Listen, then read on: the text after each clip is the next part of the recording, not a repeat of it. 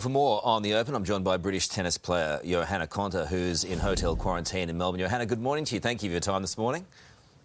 Good morning. Thanks for having me. Nice to see you. Some of your Spanish colleagues have likened quarantine to prison. How's life in the big house?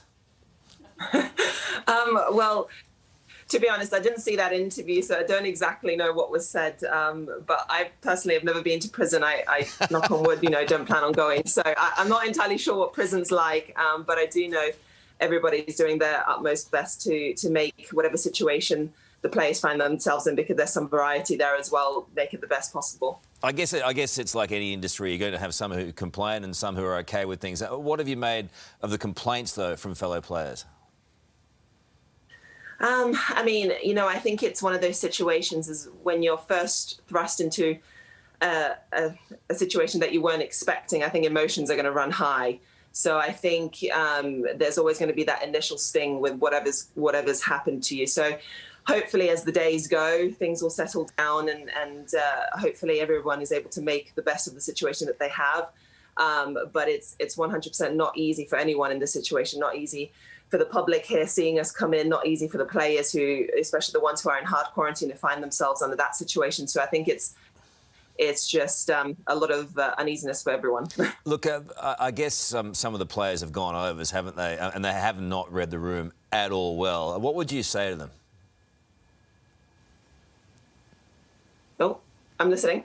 Sorry, I didn't hear the last bit there. What would you say to the players who are whinging and whining?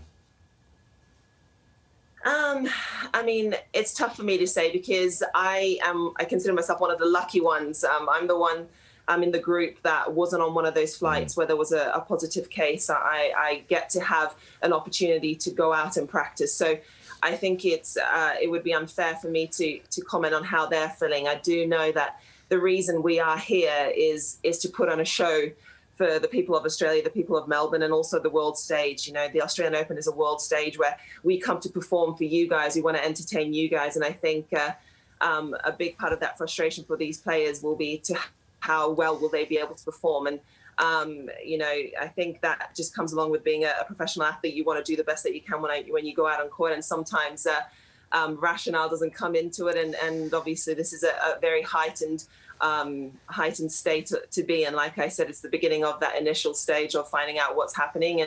And I think everyone's just trying to deal with it. Look, having in my entire life never exercised in a hotel room,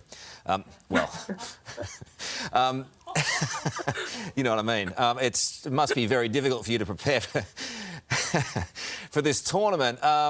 You're still looking forward to it? Is everyone excited? And what does it mean for individual players? How do you prepare for this tournament like no other? Again, because there's that variance with what people have access to, I think the players, and obviously in the hard lockdown who aren't able to come out for 14 days, it's the toughest for them. And the biggest part is to be able to keep up your fitness. I mean, I don't think anyone will forget how to hit it.